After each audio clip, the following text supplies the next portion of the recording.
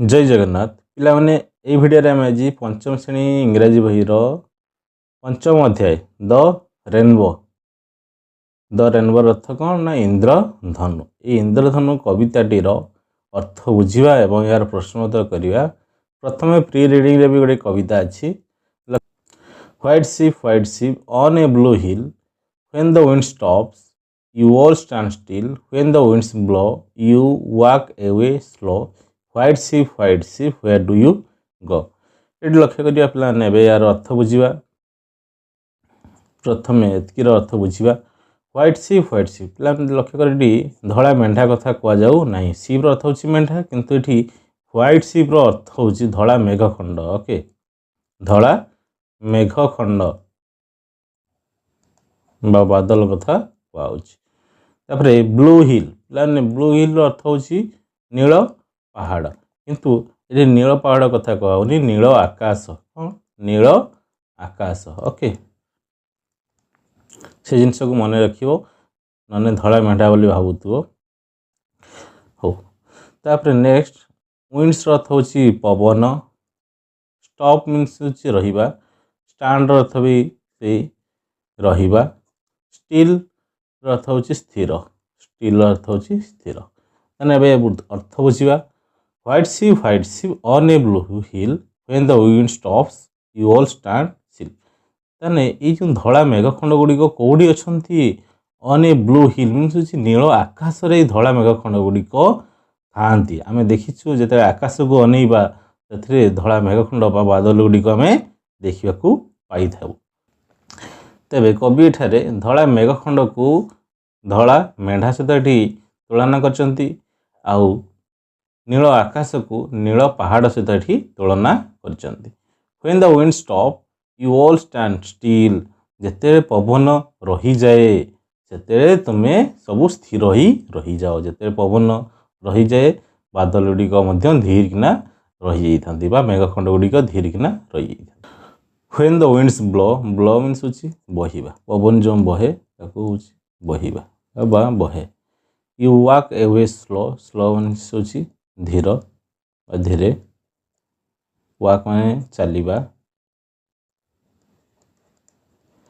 तापरे हो यार अर्थ बे बुझिबा। व्हेन द विंड्स ब्लो जेतेले पवन बहे कौन हुए ना यू वॉक अवे स्लो तमे सब को माने ना ये धड़ा मेघखंड गुड़िक सबू धीरे धीरे चलने को आरंभ करती। White ship where do you go ये धड़ा मेघखंड गुड़िक कौटी जाती एक कथा बा ये प्रश्नवाची क्या मन सृष्टि ना कवि मन में सृष्टि। ओके ताने या अर्थ को आउ थे मुझे बुझे दूची। कवि ताने आकाशर नील रंग को एक पहाड़ एवं धड़ा मेघ को मेढा बोली कल्पना करचंती। जेते पवन न थाए मेघखंड गुड़िक आकाश रे एकाठी कौन होता ना स्थिर भाव ही रही था। पवन आसिले मेघ गुड़िक धीरे धीरे गति कर आग को बढ़ी था। कवि से कौतूहल पचारुछंती जे यही पवन सह से माने उड़ी उड़ी क्यों स्थान को बा क्यों आड़ को से माने चली जाउछंती। यार अर्थ होची एया थिला। नेक्स्ट जीवा। नेक्स्ट कौन देछि पोएम रे पोएम को लक्ष्य करो। Boats sail on the rivers and ships sail on the seas but clouds that sail across the sky are prettier far than these।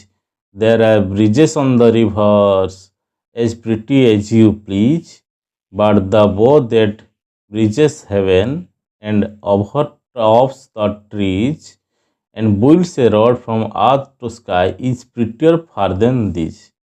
एठी कवि बा पोएट किए अछंती ना क्रिस्टिना रेसिटिंग। ओके यार अर्थ भी बुझिबा। लक्ष्य कर कवि एठारे कौन करचंती ना प्रकृति विषय रे वर्णना करचंती ना कि प्रकृति आउ मनुष्यकृत जिनस भितर एठी तांको भितर तुलना करचंती। अर्थ भी बुझिबा एवं जानिबा। Boat sail on the rivers माने सेल अर्थ होची यात्रा करिबा बा भासीबा। एठी बोट सेल एठी यात्रा करिबा बा भासीबा। ओके भासीबा। Boat sail on the rivers boat बा डंगा गुडी को कोठी ना नदी रे भासंती। बा यात्रा करती। And ship sail on the seas एवं शिप जहाज गुड़िक कौटी यात्रा करती ना ऑन द सी समुद्र रे यात्रा करती। But clouds that sail across the sky किंतु जो मेघ खंड गुड़िक आकाश रे यात्रा करती बा भासती are prettier far that these एगुड़िक प्रिटियर मीन्स होची सुंदर। Okay prettier far that these एई मानक पाखरु को मानक पाखरु ना boat sail on the rivers कि जो शिप लक्ष्य कर ताने ये बोट आउ कौन शिप सहित तुलना कराई क्या ना क्लाउड्स को तुलना कराई। ये हूँ कौन ना प्रकृति तैयारी करछि एगुड़े को कौन मनीष तैयारी करछि।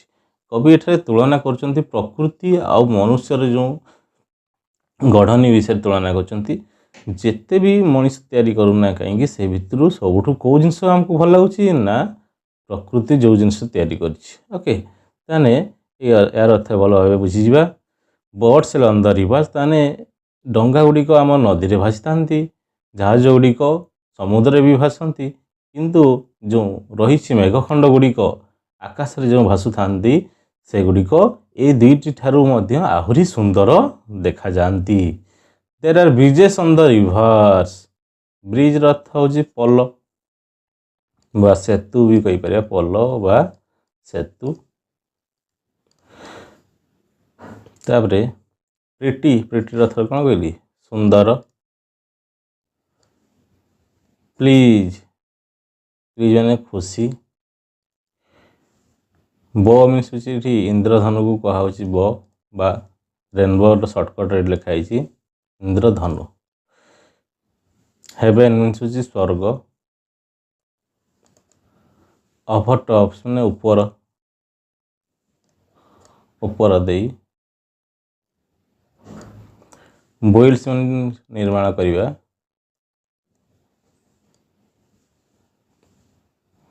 हो कौन दीची एबे बुझीबा। There are bridges on the rivers पिला माने नदी गुड़िक भी देखि पोल गुड़िक लक्ष्य कर गोटे नदी को एपार सेपार पारे कौन थाए ना पोल तैयारी होता है। There are bridges on the rivers नदी गुड़िक कौन थाए पोल थाए। तापरे as pretty as you please एगुड़ेक सुंदर दिसे है नहीं जिते देखिए नदी कूल ठिया लोक मैंने सुंदर तृप्ति को उपभोग करते। बट द बो दैट ब्रिजेस हेवेन किंतु जो इंद्रधनु गुड़िक कौन करती ना स्वर्ग को इंद्रधनु देखिए मेघखंड बादल रे यही भाया इंद्रधनु तैयारी होता है। ये कौन करे ना स्वर्ग को रास्ता बा पोल निर्माण करता है। एंड ओवर द ट्रीज गछ गुड़िक ऊपर दे ये कौन करे रास्ता तैयारी करता है। And builds a road from earth to sky पृथ्वी कौटू आकाश पर्यंत से गोटे रास्ता करे is prettier far than these यही गुड़ाक ठारू कौ क्या ठारू ये ना bridges on the rivers river उपरे बा नदी उपरे जो आम पोल देखीचु ताहा ठारू मध्य ये सुंदर कौ जिन सुंदर ना रेनबो ये कौन करे ना पृथ्वी स्वर्ग बा पृथ्वी आकाश पर्यंत रास्ता तैयारी करे किंतु केवल जो ब्रिज आम देखुचु नदी गुड़िक से कौन करे एपारी रु सेपारी को संजोग करता है। तेबे यार पूरा अर्थ बुझा तेना मनीष तैयारी करथिबा जो नदीर पोल बहुत सुंदर किंतु ये जो धनु इंद्रधनु जहाँ आकाश को संजोग करे गछ ठारू उच्चरे रुहे एवं पृथ्वी आकाश को जो रास्ता तैयारी करे ताहा एहा ठारू मध्य अधिक सुंदर। तेने ये जो पोएमटी आम पढ़िले एथिरे कवि कौन कहते ना ये जो मनीष निर्मित जिनिस ठारू प्रकृतिर सौंदर्य अधिक मनोहर। ओके तेने मनीष को जिनिस तैयारी कला लक्ष्य कर बोट शिप्स हो कि ब्रिजेस हो युड़िक सब मनीष तैयारी कर सब देखिए क्लाउड्स हो कि रेनबो हो युड़ाक किए ना प्रकृति तैयारी कर। यार प्रश्न उत्तर देखा कौन सब देछि द रेनबोर प्रश्न उत्तर। What sail on the rivers ये जो नदी गुड़िक କେଉଁ ଜିନିଷ ଯାତ୍ରା କରନ୍ତି ବା ଭାସୁଥାନ୍ତି ନା boat sail on the rivers. ଆମେ ଲେଖିପାରିବା ଡଙ୍ଗା ଗୁଡ଼ିକ ଏଇ ନଦୀ ଜଳରେ ଭାସୁଥାନ୍ତି। Next, what sail on the seas.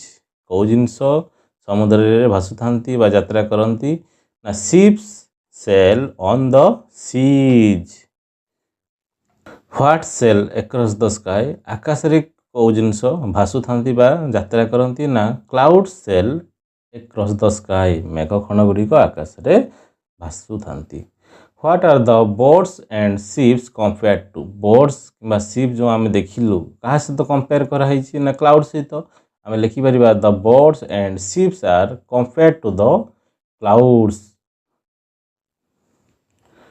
What are the rivers and seas compared to. River ଆଉ ସିଜ୍ କାହା ସହିତ ତୁଳନା କରାଯାଇଛି ନା the rivers and the seas are compared to the sky. ଆକାଶ ସହିତ ତୁଳନା କରାଯାଇଛି। Which is prettier, the boat sailing on the rivers or the clouds sailing across the sky? ए भितर जो देखिबा boat sailing on the rivers कुह किंबा cloud sailing across the sky भितर जोउटी प्रकृति द्वारा तैयारी साहा अधिक सुंदर। आम लिखि परिबा the clouds sailing across the sky. Clouds बा मेघखंड गुड़िक जेतेबेले आकाश रे भासु थांती से गुड़िक बहुत सुंदर लगे ना कि the clouds sailing across the sky is prettier. 7. Where are the bridges? Do they look pretty? Bridges गुड़िक कौटी थांती ना नदीर एपरी सेपरी को संजोग करने ପାଇଁ थांती। डू दे लुक प्रिटी एगुड़िक सुंदर देखा जाती कि the bridges are on the rivers कि नदी उपर थांती। येस दे लुक प्रिटी से गुड़िक सुंदर दिसंती। What does the bow in the poem refers to. ये जो बो लिखाई बोर अर्थ कौन इंद्रधनु बा रेनबो कथा कहूँ। The bow in the poem refers to rainbow. Question 9. What builds a road from earth to sky? Earth to sky को संजोग करथिबा गोटे पथ की ना इंद्रधनु ना कि earth to sky को ता संजोग करे। The rainbow builds a road from earth to sky. Thus, what is the rainbow compared to? Rainbow बा इंद्रधनु क्या सहित कंपेयर कराई ना ब्रिज सहित बा पल सहित निर्माण कर। पल जमी नदी एपरी सेपरी को संजोग करे ये कौन करे आर्थ टू स्काई को से रास्ता तैयारी करता है पल निर्माण करे। The rainbow is compared to the bridge. Which is prettier the bridge or the rainbow across the sky. पल ना इंद्रधनु आमको कौ जिन सब सुंदर लगे ना rainbow. The rainbow across the sky is prettier. 12 number, which things in the poem are made by nature। आम जो देखुलु कविता कौ जिनस मेड बाय नेचर बा प्रकृति द्वारा तैयारी।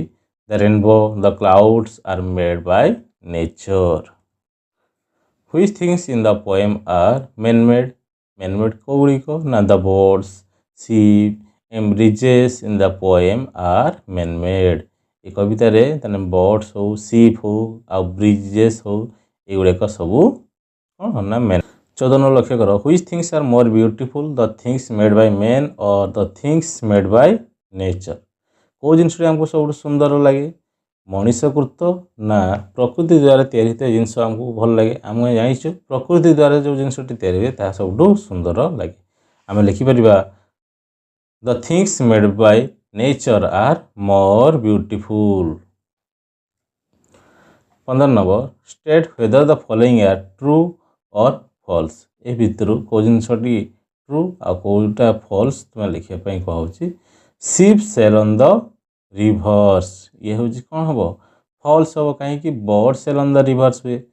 Boat sail on the seas ये भी कौन हम फॉल्स हम कहीं ship sail on the sea यानी ठीक है।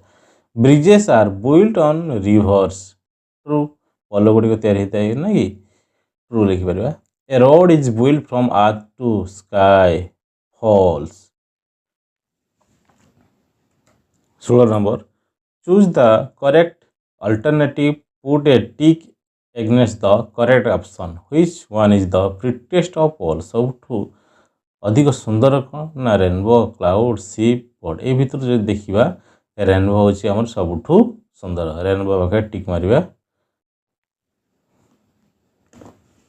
तापर पोस्ट रिडिंग किसी क्वेश्चन दिखाई लक्ष्य कर ये किसी राइमिंग वर्ड लिखापी कहुच्छी ये गोटे लिखाई देख सिप चिप ट्रिप कवितार ये वर्ड लिखाई था जोड़िक सहित एकापरी लगे सिप चिप ट्रिप सेमती आमको किसी लिखापी कहुई ट्रीर लिखा रेन सन ये किसी लिखा ट्रीर जदि आम लिखिपर ट्रीर tree free tree free bee bee माने कौन महुमाछी जो तापर रेन आम लिखिपर train TRAIN okay train main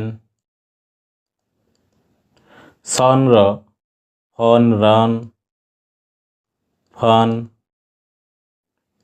run sea कौन लिखिपर ना टी तापर knee sea tea knee sail लिखिपर nail tail nail fail tail ये गुड़िक लिखिपर सब टेल भी लिखिपर किसी असुविधा नहीं टेल एंड लिखिपर hand sand hand sand sky cry by far car